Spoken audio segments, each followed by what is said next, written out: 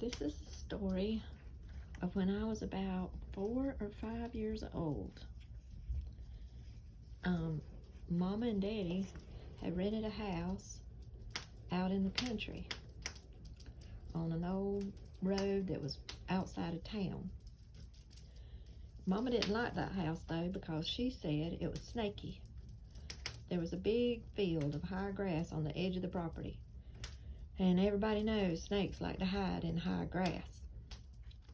One day I was riding my tricycle in the house when I spied a little skinny green snake crawling across the floor. Well, I started chasing after it with my tricycle. I was trying to run over it, but it went under the chest of drawers.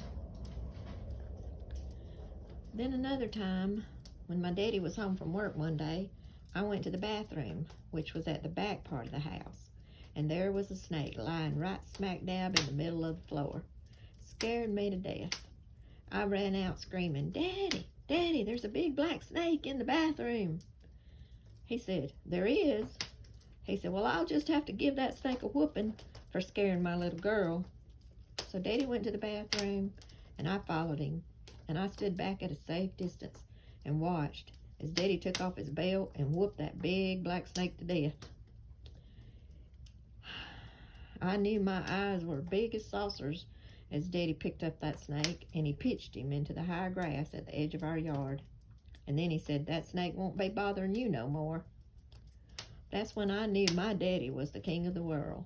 I was just a little girl, and I had never heard of Superman. But if I had, I'd have knowed he wasn't nothing compared to my daddy. But Daddy couldn't be there all the time. He had to go to work like most daddies do. So one day, my mother just got finished washing dishes, and she was about to empty the pan of dishwater out the back door when she saw a snake. I didn't see it myself, but I remember her talking about it afterward. She said it was a big snake of all different colors. She said it was curled up with its head and neck extended and was looking straight at her. She said it scared her so bad she just froze.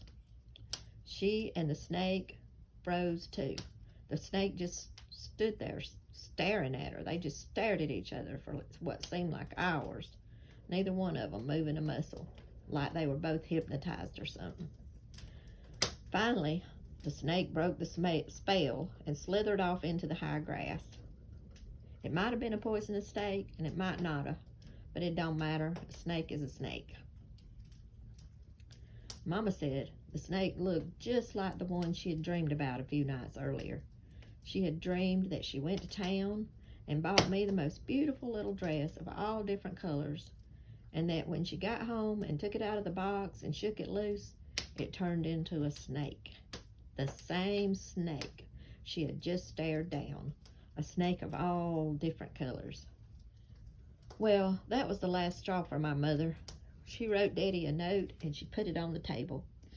In the note, she told Daddy she loved him, but she wasn't spending another night in that house. She told him he could find her in town at one of her friends' houses.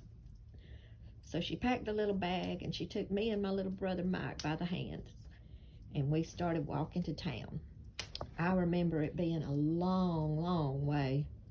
Sometimes she would carry my little brother. That night, while we were at her friend's house, Daddy came to us, and him and Mama talked about the house, and she told him about the snakes, and she wasn't going back. So it didn't take but a week for Daddy to get us a new house and a new place to live. But Daddy said there was only one good thing about that other old house anyway. The drive-in picture show was just across the field from the back of the house, and you could sit on the back steps and watch the show. You could even hear it because the speakers were so loud. I remember how fun it was sitting on the back steps with Daddy watching the picture show at night. But I sure don't think it was worth it to live in that house with those creepy crawly snakes all around. And that's my story. I hope you enjoy it.